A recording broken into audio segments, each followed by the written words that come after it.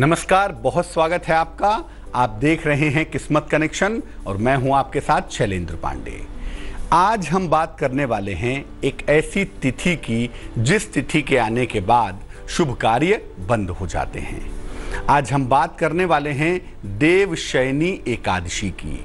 और ऐसा माना जाता है कि देवशयनी एकादशी के बाद भगवान विष्णु योग निद्रा में चले जाते हैं और उनके योग निद्रा में जाने के बाद तमाम शुभ कार्य बंद हो जाते हैं। तो क्या है देवशयनी एकादशी का मामला और क्यों तमाम शुभ कार्य बंद हो जाते हैं, इस पर चर्चा करेंगे। लेकिन सबसे पहले गुड लक।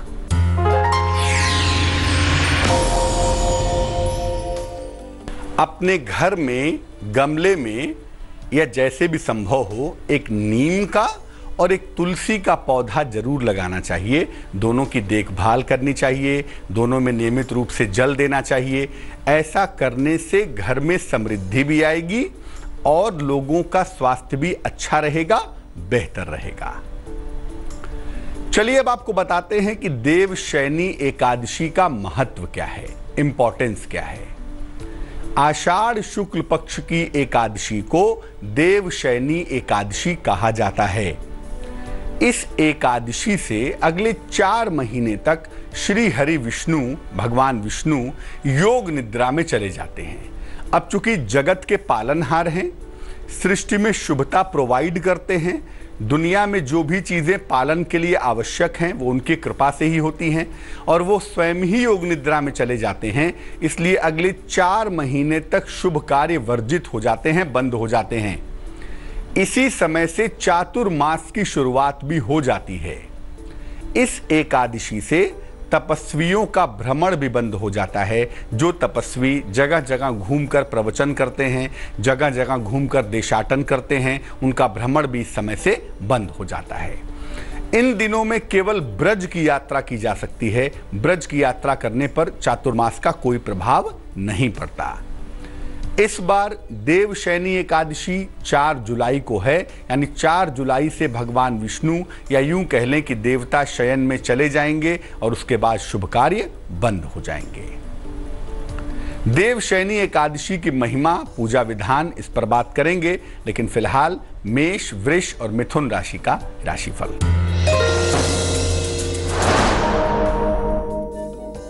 मेष राशि, वाद विवाद से बचाव करें, स्वास्थ्य का ध्यान रखें, महत्वपूर्ण काम अगर टाल दें तो बेहतर होगा।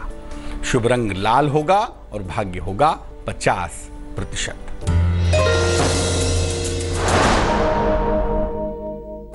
वृष राशि, धन की समस्याएं हो सकती हैं आपको, कारोबार में बहुत ध्यान देना होगा। शाम तक समस्याएं आपकी हल हो जाएंगी। शुभ रंग चांदी जैसा रंग यानी सिल्वर और भाग्य होगा 70%।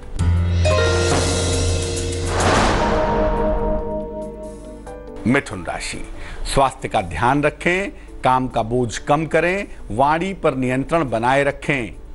शुभ रंग भूरा होगा और भाग्य होगा 69%। अब एक बड़ा प्रश्न मन में ये आता है कि क्या वाकई में देवशयनी एकादशी से देवता सो जाते हैं, भगवान सो जाते हैं? ऐसा होता है क्या? देखिए, हरि शयनी मतलब भगवान का शयन, सोना।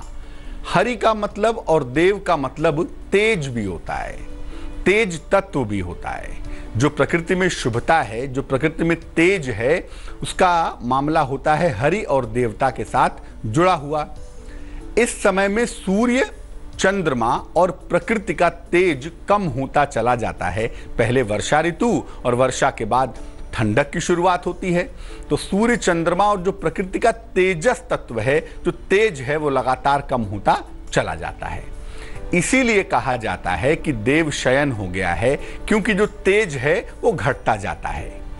तेज तत्व के या शुभ शक्तियों के कमजोर होने पर किए गए कार्यों के परिणाम शुभ नहीं होते। और इसके अलावा अगर आप इस समय में कोई कार्य करते हैं तो उस काम में बाधा आने की संभावना भी होती है। इसीलिए इस समय से भगवान विष्णु के शयन से अगले 4 महीने तक शुभ कार्य करने की मनाही होती है। क्योंकि जब तेज तत्व ही नहीं रहेगा, जब शुभ शक्तियां ही नहीं रहेंगी, तो किसी कार्य के शुभ परिणाम कैसे मिलेंगे? अब देवशयनी एकादशी पर भगवान विष्णु की पूजा करेंगे कैसे, विशेष एकादशी है, क्या पूजा विधान है, इस पर बात करेंगे। लेकिन फिलहाल कर्क, सिंह और कन्या राशि का राशिफल।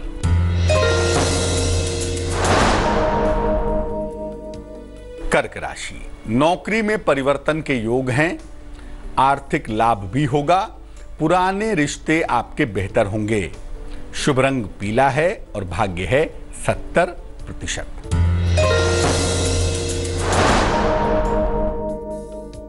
सिंह राशि, किसी अतिथि का आगमन होगा, घर में थोड़ी व्यस्तता रहेगी, करियर में सुधार होता हुआ दिख रहा है।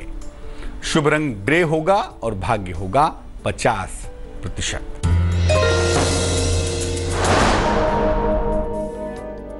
कन्या राशि, संतान की तमाम समस्याएं आपकी हल होंगी, कारोबार में आपको फायदा होगा, सेहत में सुधार होता हुआ भी दिख रहा है। शुभ रंग बैगनी है और भाग्य है 71%। देवशयनी एकादशी पर क्या क्या वरदान मिल सकते हैं, इस पर बात करेंगे, इसको समझेंगे। लेकिन फिलहाल आपका सवाल। अनुपम ने हमें मेल लिखा है, जन्म की तारीख है 6 अक्टूबर 1978, 1978। जन्म का समय है सवेरे के 6:07, 6:07 AM। जन्म का स्थान है गोरखपुर, उत्तर प्रदेश। अनुपम लिख रहे हैं कि नौकरी में एक बड़ा परिवर्तन करना चाहते हैं इस समय, और उनके पास विदेश जाने का अवसर भी आ गया है। क्या इस समय विदेश जाना इनके लिए ठीक होगा, या क्या नौकरी में परिवर्तन करना ठीक होगा, इसके लिए क्या करना चाहिए? देखिए अनुपम, जो अभी आपके ग्रहों की स्थिति है उसके हिसाब से बदलाव करना आपके लिए बहुत अच्छा नहीं रहेगा। तो इस समय आपको बदलाव करने की बिल्कुल सलाह नहीं दी जा सकती, बेहतर है बदलाव ना करें। दूसरा यह है कि बहुत दूर विदेश जाने की संभावना भी इस समय नहीं दिखाई दे रही है, तो अभी वेट करना चाहिए, जिस नौकरी में हैं उसी में बने रहें। अगले साल 2018 में अप्रैल मई के समय में आपकी नौकरी में बदलाव बेहतर हो सकता है, और उस समय अगर विदेश जाने का अवसर मिले तो आप विदेश जा सकते हैं। इस समय ये निर्णय लेना आपके लिए बिल्कुल भी अच्छा नहीं होगा, आगे चल के इसके बड़े नुकसान आपको हो सकते हैं।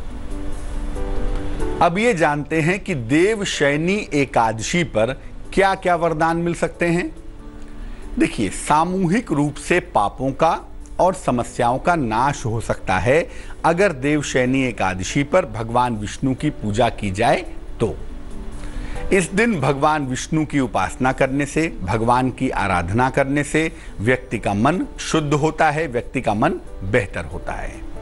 दुर्घटनाओं के जो तमाम योग हैं, दुर्घटनाओं के जो तमाम कॉम्बिनेशंस हैं, वो निश्चित रूप से टल जाते हैं, निश्चित रूप से समाप्त हो जाते हैं। इस एकादशी के बाद से चातुर्मास में शरीर और मन को नया किया जा सकता है। अगर चातुर्मास के नियमों का पालन किया जाए तो व्यक्ति बिल्कुल नवीन हो जाता है, बिल्कुल नया हो जाता है। तो कैसे करेंगे भगवान की उपासना, उस पर बात होगी। लेकिन फिलहाल तुला, वृश्चिक और धनु राशि का राशिफल।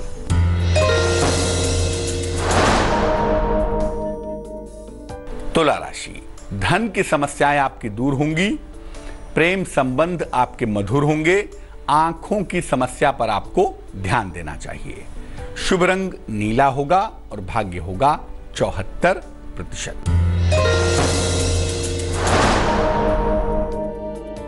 वृश्चिक राशि, सेहत आपकी ठीक बनी रहेगी, आपके तमाम बिगड़े हुए काम बन जाएंगे, लंबी यात्राओं से आपको बचाव करना चाहिए।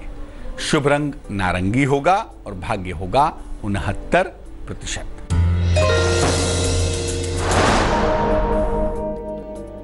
धनु राशि, नौकरी में मुश्किलें आ सकती हैं, वाद विवाद की नौबत भी आ सकती है, ध्यान रखें। घर से अगर दही खाकर निकलें तो मुश्किलों से बचे रहेंगे। शुभ रंग सफेद होगा और भाग्य होगा 63%। अब ये जानते हैं कि देवशयनी एकादशी पर पूजा उपासना कैसे करेंगे। रात का समय विशेष महत्वपूर्ण होता है। अगर हम एकादशी की बात करें तो रात को विधि विधान से भगवान विष्णु की पूजा करें, उन्हें पीली वस्तुएं, खासतौर से पीला वस्त्र अर्पित करें, पीले फल अर्पित करें, पीली मिठाई अर्पित करें, पीले फूल अर्पित करें। इसके बाद उनके मंत्रों का जप करें, जैसे ओम नमो भगवते वासुदेवाय, ओम नमो नारायणाय, ओम विष्णवे नमः। इन मंत्रों का जप करें। इसके बाद उनकी आरती उतारें और आरती के बाद भगवान विष्णु से एक विशेष प्रार्थना करें। उसका एक विशेष मंत्र है, मंत्र देखिए स्क्रीन पर, मंत्र है सुप्ते त्वयि जगन्नाथ जगत सुप्तम भवेदिदम विबुद्धे त्वयि बुद्धम च जगत सर्वम चराचरम। फिर से नोट करें, मंत्र है सुप्ते त्वयि जगन्नाथम जगत सुप्तम भवेदिदम विबुद्धे त्वयि बुद्धिम च जगत सर्वम चराचरम। इस मंत्र को कहें और भगवान से प्रार्थना करें कि हे प्रभु, आपके शयन करने के बावजूद भी आप हम सबकी रक्षा करें, हम सबके ऊपर करुणा बनाए रखें, इस सृष्टि में किसी तरह की समस्या ना हो, इसके लिए प्रार्थना करें। तब जाकर आपकी पूजा संपन्न होगी। मकर, कुंभ और मीन राशि वालों का वक्त कैसा है, आइए जानते हैं।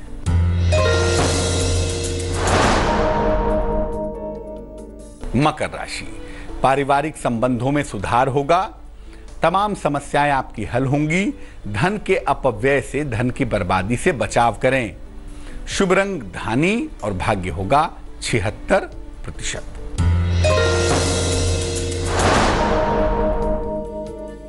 कुंभ राशि, करियर में और जीवन में सुधार होगा, स्थान परिवर्तन हो सकता है, सेहत आपकी मध्यम बनी रहेगी। शुभ रंग क्रीम होगा और भाग्य होगा 66%।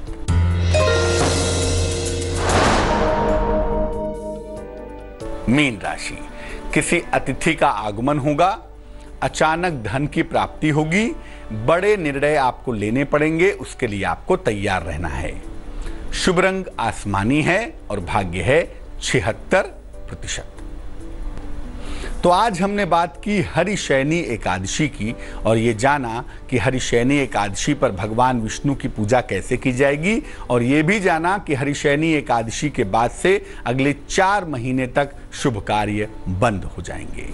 चलिए अब जान लेते हैं आज की कीमती सलाह।